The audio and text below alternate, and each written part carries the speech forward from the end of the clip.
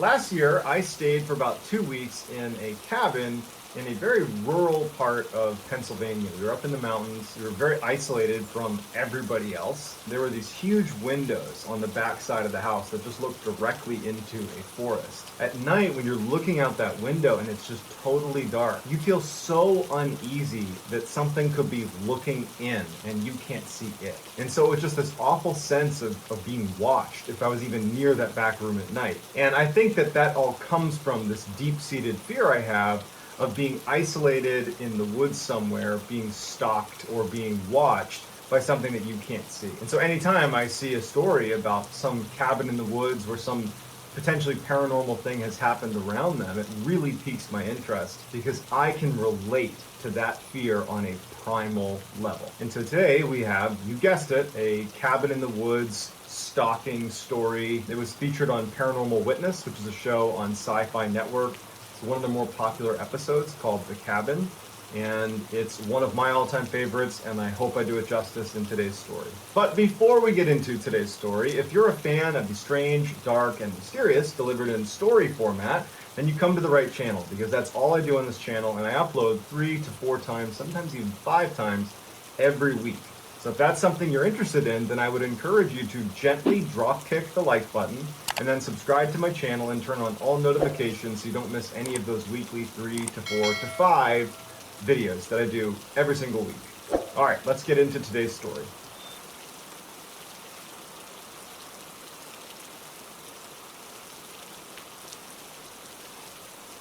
Keith and Diane grew up in the same town, London, Ohio, which is a very rural, small town in the middle of Ohio. They were high school sweethearts, and after high school, they would end up getting married. Fast forward 6 years, and Keith and Diane have been married for 6 years. They have a daughter named Raven, who's 4 years old, and Diane has just found this beautiful new home in London, Ohio, so same place they grew up, that was a little more isolated than any other properties they were looking at. It was still within London, Ohio, but it was in the forest. It was way off the beaten path, so to speak. But, Keith was a hunter and he loved the forest. And, Diane loved the forest too. So they liked the idea of having that privacy and kind of living away from other people. So very quickly they decide to buy the house. And they move in and they kind of settle into their new routine. At this time, Keith was not only working full-time during the day as a welder, but at night he was taking night classes to prepare for this apprenticeship program he was trying to get into. Keith is gone 5 days a week for 12 hours at a stretch, leaving Diane home alone with Raven when she wasn't at school. And Diane was a stay-at-home mom, so she was at this house a lot. So in those first couple of weeks that they had moved into this house, and Diane's getting used to being alone quite a bit, Diane at night would hear what sounded like something she described as scampering. Some animal is moving around outside of the house. And from time to time, she'd poke her head out. She had this big window that sat over the kitchen sink. So whenever she was doing dishes, she'd be looking directly into their forest in her backyard. And she'd poke her head out and she'd try to get a glimpse of whatever it was. She just assumed it was, a deer or a dog or something like that. It wasn't a cause for concern. It was just something she noticed within those first couple of weeks. One night, after she had put Raven to bed and Keith was still out at night school, Diane was cleaning up the downstairs and she was doing the dishes and she was looking out the window and she starts hearing that scampering sound. And as she's looking, she's got light behind her from inside the house, causing kind of a glare on the glass. So she's up close to the pane of glass, kind of peering out, to try to catch a glimpse of this deer or dog or whatever it was. And as she's looking out into the tree line, which is very close to her house, there's only a separation of maybe 20 or 25 feet from the edge of her house to the edge of the forest. And as she's looking, she swears she sees a set of eyes looking back at her. And to her, it immediately confirms that that's a dog. There's a dog that's gotten loose and that's what's been roaming around my property. She's not frightened. She's used to being out near the woods. So she's just like, okay, cool, it's a dog. And so she finishes the dishes and she goes into the living room, which is on the other side of the house. And as she's picking up toys and moving things around, she happens to look up towards the window in their living room that's looking basically in the other direction as that window above her sink. She's looking in the opposite direction. And to her horror, there is a set of eyes that are at human level that are right up against the glass. She only sees it for a second. She sees the reflection of the eyes, before she backs away startled. But there's light on in the room she's in, so she doesn't have a great view of what's outside. And she's not even sure if she actually saw those eyes. She's not sure if she's scaring herself.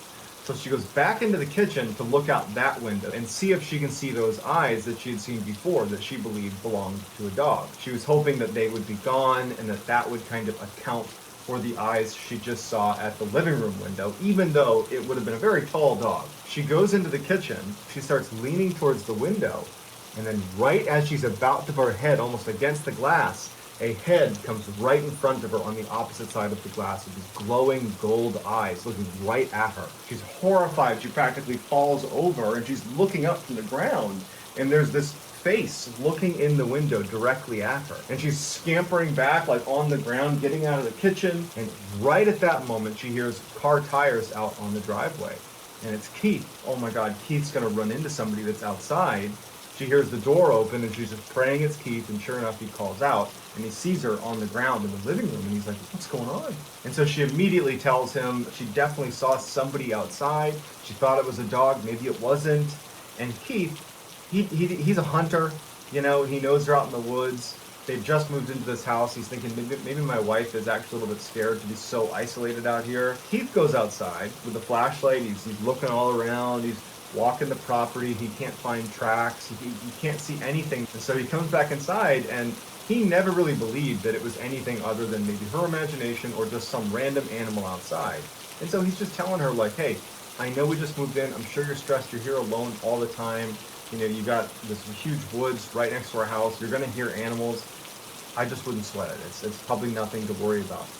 She was not cool with being, told don't worry about it because she knows what she saw. So a month goes by and Keith and Diane have stopped talking about whatever Diane saw.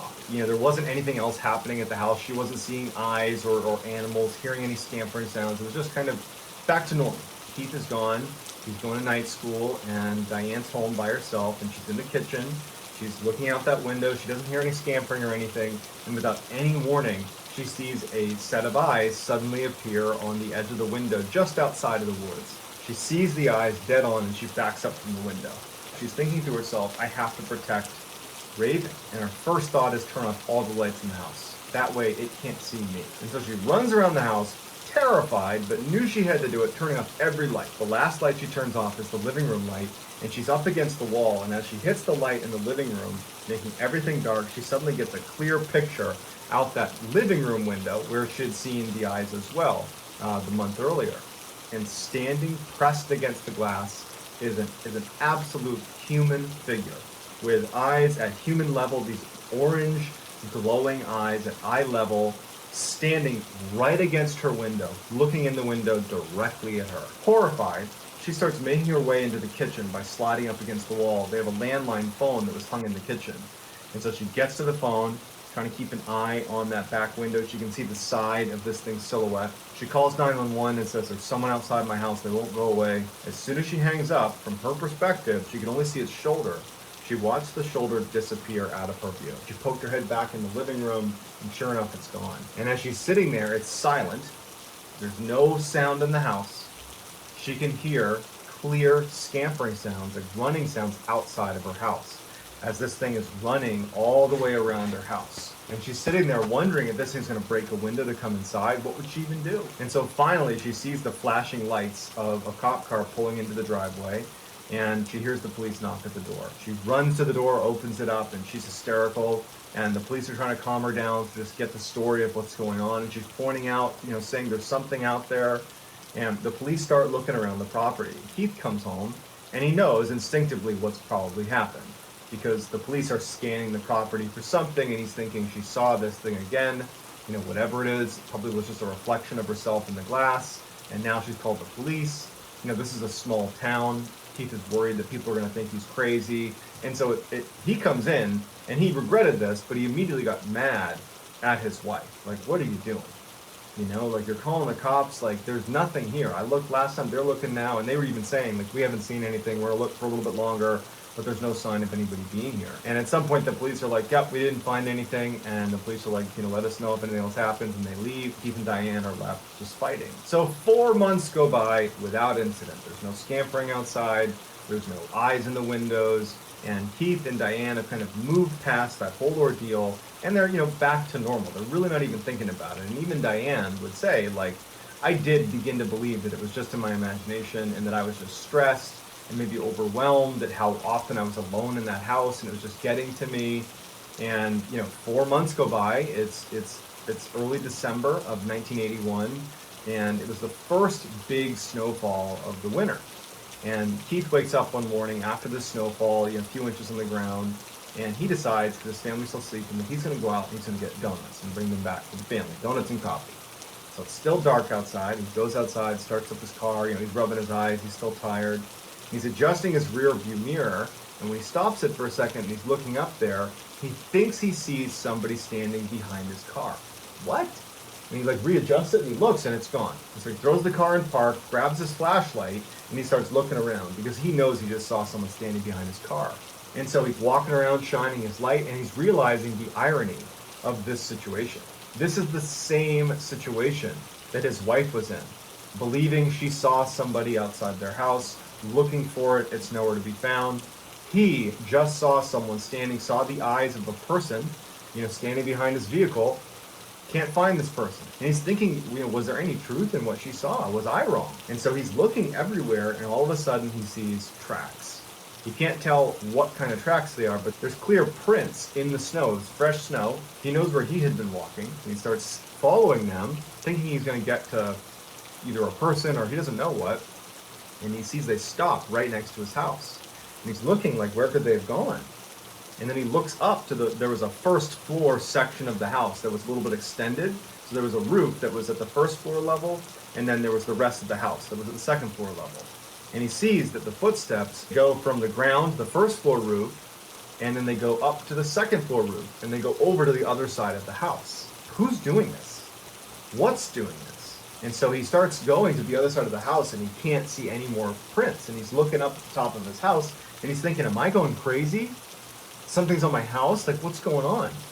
And so he goes inside, and he calls his hunting buddy, Dennis, who's the only person that lives relatively close to them. And he's like, you've got to come over here right now. I got something weird going on. I think someone's stalking my house. I can't be sure. You've got to come over here. Dennis is like, I'll be there in a minute. When Dennis gets there, Keith's outside with his rifle. And Dennis is like, what are you doing? And he's like, somebody, and he shows him the prints, jumped on my roof. Someone's on my roof. I don't know what's going on, but someone I think is on my roof. And as they're talking about it, they hear what sounds like thump. Something just landed really hard from a pretty high distance. And it was on the other side of the house. They kind of run around, rifle, and Dennis had his rifle too. They go to the other side, and they see two clear footprints, but 20 feet away from the edge of the house. Meaning this thing on the roof, as it jumped off, it jumped not only 2 stories to the ground, but it jumped 20 feet out away from the house as well, because there was no other footprints. And they just heard it land, and it ran off into the forest. And so Dennis and Keith look at each other, and Dennis is like, what do you want to do? And Keith's like, let's go after it. Now, Dennis and Keith, they hunt in these woods all the time. And they see right away that the footprints, the tracks of this person or creature or whatever it is, they're about 14 inches long, and it appears to be a bipedal creature. It does not appear to be on 4 legs. Something's moving on 2 legs. And they're thinking about just how would this person be able to get on the roof? What animal runs around that has a 14-inch track that runs on 2 legs?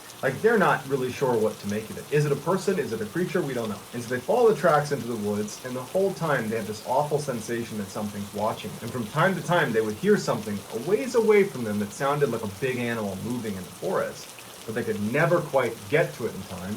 And at some point, they started hearing noises behind them. And they're thinking, is it possible that this thing has run ahead of us and then looped back around and is now tracking us? They were feeling really uncomfortable.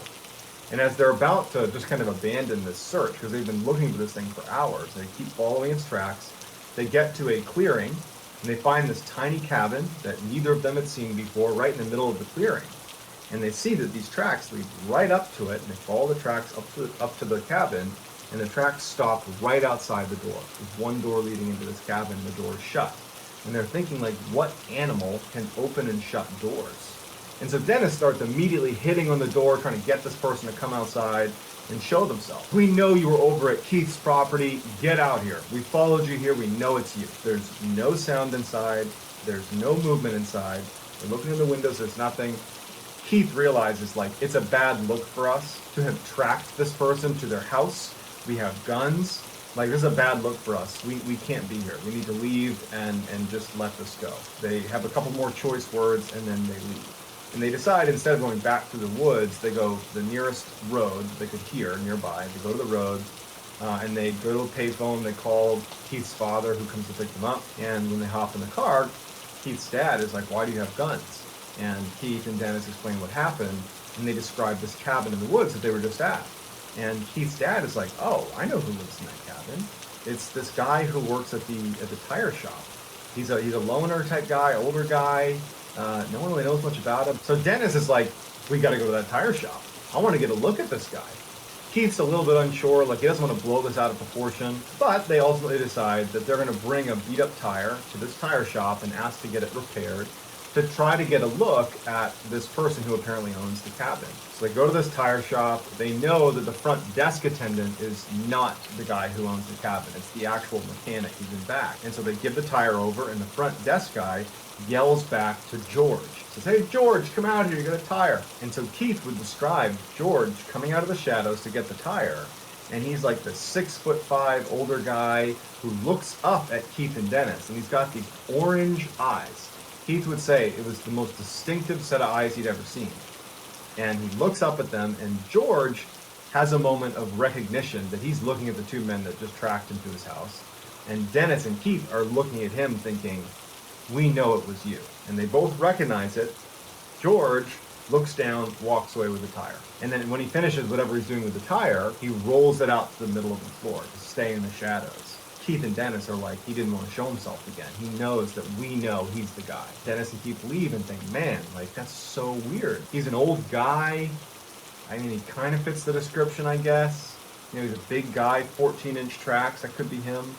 But none of it really added up. I mean, he's an older guy. How's he getting on the roof? Keith is like, I can't tell police what happened because I would have to admit that I stalked him to his house with a gun. That's how I know he's there. And he didn't commit a crime. At least I can't pin him to a crime. And so he can't tell the police. He doesn't want to tell his wife because his wife not only would have a big told you so moment, he knew that she would immediately want to leave, like move. And he did not have the financial resources to move. And so he decides to just kind of keep it to himself and hope that he does not run into George again. So for a few months, there's no sightings of anything strange happening at their house, at Keith and Diane's house. But in March of 1982, 3 months after their encounter with George at the tire shop, Dennis shows up at Keith's house.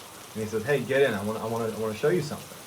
And so Keith gets in Dennis's car, and they start driving, and Keith can tell that Dennis is taking him towards this cabin in the woods where George lives. And Keith says to Dennis, we can't do this. We cannot go to this guy's house. We know he did it, but what are we going to do? And Dennis goes, no. I just found out that George died. He's dead. So we can just go check it out right now and go check out his residence. And Keith is like, I feel bad about it, but okay, let's go check it out. And so they start driving down this one access road that would lead to George's cabin, and they find a cop car is sitting in the middle of the road. It would turn out that Dennis knew the cop, and he explained the whole strangeness behind this cabin and how it related to them. And the cop at first was very reluctant to give any information about why he was there or what was going on at the cabin, but ultimately he relented and said, actually, you know, I'm here because there's some strangeness with the cabin. We don't really know what to make of it, and you know, if you want to, I can give you a quick peek of what the cabin looks like. Keith and Dennis are like super intrigued, and they're like, okay. And so they go into this cabin, and there's nothing in it. There's basically a chair and a table. But that's it. There's no personal effects. There's no food. There's nothing. It's just this empty, tiny space. And Keith and Dennis are, you know, shocked. They're like, wow, this guy was living like a hermit, basically. And they thought that that was what the cop was referring to when he said there's some weirdness with this cabin. They're like, man, that's crazy. You know, George, how did he live like this for 40 years? Crazy. And the cop's like, no, that's not the weird part. He goes, that's the weird part. And he points at a sheet that's hanging down inside of the cabin. The cop goes over and pulls the sheet aside, and it revealed a metal door, a sliding door, and they slid it open, and immediately they're hit with this wet dog smell, like kind of a gross wet dog smell. And they go into this cell that had plate steel lining the walls with metal strips and rivets holding everything in place. It was like this metal encased tomb that they were in. And in the middle of the floor was a 10-foot chain link, and at the end there were shackles for wrists and for feet. And on the wall were all these scratch marks, old and new, all over the walls. And so the police officer's like, yeah, we're trying to figure out what old George was doing with this cell in his cabin in the middle of the woods. Keith and Dennis, they leave and they go back into their car and they're driving away, and neither of them are even talking about what they saw. But they know that something that was being held in that cage in the cabin had been the thing they had stalked. It had been the thing that had been stalking their property, Keith's property. It was the thing that was staring in the windows. It's all very unsettling. But Keith, Dennis, Diane never found out what it was. Keith would say, though, that there was no more stalking at his property once George had died. They never saw the eyes again. So no matter what this was, something was showing up at Keith and Diane's house and looking in the windows and, stalking them. And something made tracks, got on the roof of Keith and Diane's house, ran into the woods, and made its way back to George's cabin. Now, we don't know if that something was just George, or if it was some creature, some animal that was in that cage, or if it was something else. So let me know in the comments what you think it was and what happened, and I'll do my best to get back to as many people as I can. If you enjoyed this story, I would ask you to please gently drop kick the like button, and then also subscribe to my channel and turn on all post notifications so you don't miss any of my weekly 3 to 4 video uploads that sound an awful lot like this one you just heard today. If you want to get in touch with me, you can direct message me on Instagram. My handle is johnballin416. I'm also very active on TikTok, where my handle is Mr. Ballin, same as my YouTube page. But no matter where I see you, whether it's TikTok, Instagram, YouTube, or wherever, thank you so much for your support, and until next time, take care.